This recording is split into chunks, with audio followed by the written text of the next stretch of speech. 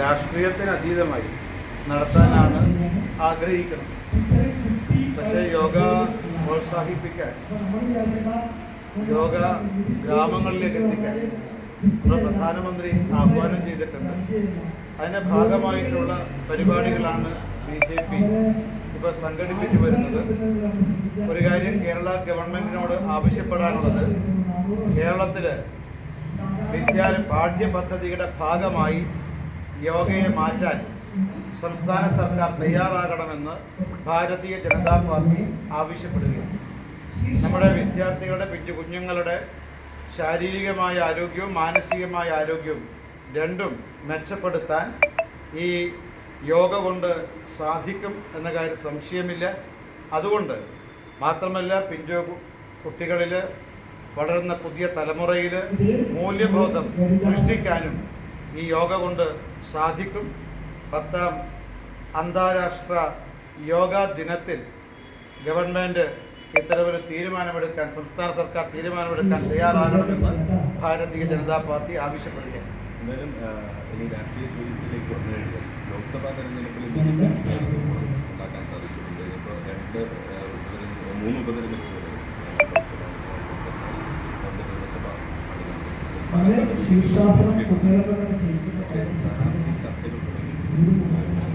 ഇല്ല, ഞങ്ങൾ വയനാട്ടിലും അതേപോലെ തന്നെ മറ്റു 2 നിയമസഭാ ഉപതെരഞ്ഞെടുപ്പ് നടക്കുന്ന മണ്ഡലങ്ങളിലും ഞങ്ങൾ ഉചിതമായിട്ടുള്ള സ്ഥാനാർത്ഥിയെ നിർത്തും.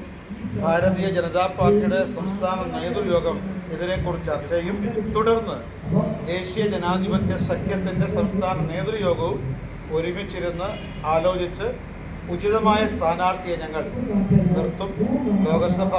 വയനാട് ലോക്സഭാ ഉപതെരഞ്ഞെടുപ്പിലും പാലക്കാട് അതുപോലെ ചേലക്കര നിയമസഭാ മണ്ഡല ഉപതെരഞ്ഞെടുപ്പിലും വളരെ യോഗ്യരായിട്ടുള്ള സ്ഥാനാർത്ഥികളെ നിർത്തി മത്സരിപ്പിക്കാൻ BJPയും NDAയും തയ്യാറാകും. ഒരു കാര്യം ഞങ്ങൾ സൂചിപ്പിക്കാനുള്ളത്, ഈ 18ാം ലോക്സഭാ തെരഞ്ഞെടുപ്പിൽ തന്നെ കോൺഗ്രസും മാർക്സിസ്റ്റ് പാർട്ടിയും അടങ്ങുന്ന IND സഖ്യം ഇന്ത്യയിൽ എല്ലായിടത്തും മിക്ക സ്ഥലങ്ങളിലും ഒരുമിച്ച് മത്സരിക്കാൻ തയ്യാറായി. പ്രത്യേകിച്ച് മാർക്സിസ്റ്റ് പാർട്ടിയും കോൺഗ്രസും ഇന്ത്യയിലെ എല്ലാ സംസ്ഥാനങ്ങളിലും ഒരുമിച്ച് മത്സരിച്ചിരുന്നു. നമ്മുടെ തമിഴ്നാട് മുതൽ 34 വർഷം CPM ഭരിച്ച ബംഗാളിലും 25 വർഷം CPM ഭരിച്ച ത്രിപുരയിലും അടക്കം എല്ലാ സംസ്ഥാനങ്ങളിലും കോൺഗ്രസും മാർക്സിസ്റ്റ് പാർട്ടിയും ഒരുമിച്ചായിരുന്നു. ഇപ്പം കേരളത്തിൽ മാത്രമാണ് 2 മുന്നണിയായി നിന്നും മത്സരിച്ചത്. അപ്പോൾ തെരഞ്ഞെടുപ്പിന് ശേഷം വീണ്ടും IND സഖ്യം അവർ ഒരുമിച്ച് നിന്നിട്ടാണ് ഇപ്പോൾ പാർലമെൻ്റ് അകത്തും പുറത്തും പ്രവർത്തിക്കുന്നത്. ഇത്തരമൊരു സാഹചര്യത്തിൽ ഇപ്പം മാർക്സിസ്റ്റ് പാർട്ടിയും കോൺഗ്രസും ചേർന്നുകൊണ്ടുള്ള IND സഖ്യം പരസ്യമായിട്ട് ദേശീയ രാഷ്ട്രീയത്തിലും എല്ലാ സംസ്ഥാനങ്ങളിലും നിലനിൽക്കുന്ന സാഹചര്യത്തിൽ വയനാട്ടിലെ UDFും LDFും സംയുക്ത സ്ഥാനാർത്ഥിയെ നിർത്തണം. അതായത് കോൺഗ്രസ് സ്ഥാനാർത്ഥിയെ പ്രഖ്യാപിച്ചു. കോൺഗ്രസ് സ്ഥാനാർത്ഥിക്ക് പിന്തുണ നൽകാൻ കേരളത്തിലെ LDF മുന്നണി തയ്യാറാകണം. LDF IND സഖ്യവും NDAയും തമ്മിലുള്ള നേരിട്ടുള്ള പോരാട്ടത്തിൻ്റെ വേദിയായി വയനാടിനെ മാറ്റാൻ അവർ തയ്യാറാകണം എന്നുള്ളതാണ് ഭാരതീയ ജനതാ പാർട്ടിയും NDAയും ആവശ്യപ്പെടുന്നത്. മാത്രമല്ല, നിയമസഭാ ഉപതെരഞ്ഞെടുപ്പ് നടക്കുന്ന മണ്ഡലങ്ങളിലും ഈ IND സഖ്യം സ്ഥാനാർത്ഥികൾ നിർത്തി മത്സരിപ്പിക്കാനാണ് തയ്യാറാകേണ്ടത്. മാത്രമല്ല, കോൺഗ്രസ് സത്യത്തിൽ വയനാട്ടിലെ വോട്ടർമാരെ വഞ്ചിക്കുകയാണ് ചെയ്തത്. രാഹുൽ ഗാന്ധി ഇങ്ങനെ ഒരു മത്സരം നടത്തി പിന്നീട് വയനാട് ഉപേക്ഷിക്കാനായിരുന്നു തീരുമാനമെങ്കിൽ നേരത്തെ തന്നെ പ്രിയങ്ക ഗാന്ധിയെ വയനാട്ടിലെ UDF സ്ഥാനാർത്ഥിയായി നിർത്താമായിരുന്നു. പക്ഷേ ഇക്കാര്യത്തിൽ കോൺഗ്രസ് UDF കാണിച്ചത് വയനാട്ടിലെ ജനങ്ങളോടുള്ള കടുത്ത വഞ്ചനയാണെന്ന് ഭാരതീയ ജനതാ പാർട്ടി ആരോപിക്കുന്നു. UDF വനിതാ സ്ഥാനാർത്ഥിയാണ് ഇപ്പോൾ വനിതാ സ്ഥാനാർത്ഥിയെ കേവലം വാക്കുകൾ മാത്രമേ. അല്ല, ഞങ്ങളാണ് ഇത്തവണ ലോക്സഭാ തെരഞ്ഞെടുപ്പിൽ ഇന്ത്യയിൽ മാത്രമല്ല കേരളത്തിലും ഏറ്റവും കൂടുതൽ വനിതാ സ്ഥാനാർത്ഥികളെ നിർത്തിയത് BJPയും NDAയും. കോൺഗ്രസും അതേപോലെ തന്നെ UDFും ആകെ ഒരിടത്ത് മാത്രമാണ് വനിതാ സ്ഥാനാർത്ഥിയെ നിർത്തിയത്.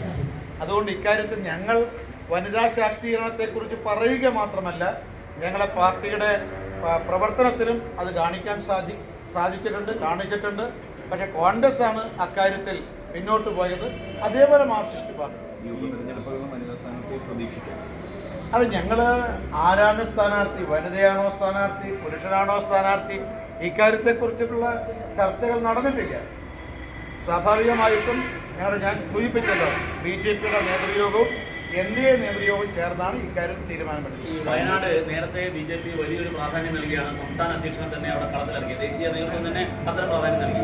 അത്തരമൊരു പ്രാധാന്യം പ്രിയങ്ക മത്സരിക്കുമ്പോൾ നൽകുമോ എന്നുള്ളതാണ്. തീർച്ചയായിട്ടും ഞങ്ങൾ വയനാട് ഉൾപ്പെടെ എല്ലാ ഉപതെരഞ്ഞെടുപ്പ് നടക്കുന്ന മണ്ഡലങ്ങളിലും ഞങ്ങൾ വളരെ പ്രഗത്ഭരായിട്ടുള്ള സ്ഥാനാർത്ഥികളെ തന്നെയാണ് മത്സരിപ്പിക്കാൻ വേണ്ടി പോകുന്നത്. കണ്ണൂരിൽ ഉപരാഷ്ട്രീയത്തിനൊരു അവസാനം, കണ്ണൂരിലെ ബോംബ് രാഷ്ട്രീയം കഴിഞ്ഞ ദിവസം വായുദിന തെരഞ്ഞെടുപ്പിൽ പൊട്ടിപ്പറിക്കുന്ന ഒരു സാഹചര്യം ഉണ്ടായി. അതെ, മാർക്സിസ്റ്റ് പാർട്ടി അവരുടെ തോൽവി, ദയനീയമായ തോൽവി മറച്ചു വെക്കാൻ അവർ അണിയറയിൽ അക്രമത്തിന് കോപ്പ് കൂട്ടുകയാണോ എന്ന് സംശയിക്കുകയാണ്. അതിൻ്റെ ഭാഗമാണ് ഈ എരഞ്ഞോളി പഞ്ചായത്തിൽ മാർക്സിസ്റ്റ് പാർട്ടിയുടെ ശക്തി കേന്ദ്രത്തിൽ നടന്നിട്ടുള്ള സ്ഫോടനവും ഒരു നിരപരാധി മരിക്കാനിടയായ സാഹചര്യം. കാരണം ഈ ഒരൊറ്റ ബോംബ് മാത്രമായിരുന്നില്ല, മാർക്സിസ്റ്റ് പാർട്ടിയുടെ ശക്തി കേന്ദ്രമാണിത്. ആൾതാമസമില്ലാത്ത വീടുകൾ കേന്ദ്രീകരിച്ചുകൊണ്ടാണ് മാർക്സിസ്റ്റ് പാർട്ടി അവരുടെ ശക്തി കേന്ദ്രത്തിൽ ബോംബ് നിർമ്മാണം നടത്തുന്നത്.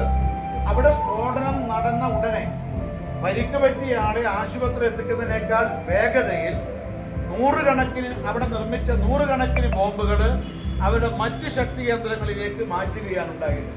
അതായത് വലിയ കണ്ണൂർ ജില്ലയിൽ മാത്രമല്ല വിവിധ ജില്ലകളിൽ അക്രമത്തിന് ആവശ്യമായ ബോംബുകളാണ് കണ്ണൂർ ജില്ലയിലെ പാർട്ടി ഗ്രാമങ്ങളിൽ മാർക്സിസ്റ്റ് പാർട്ടി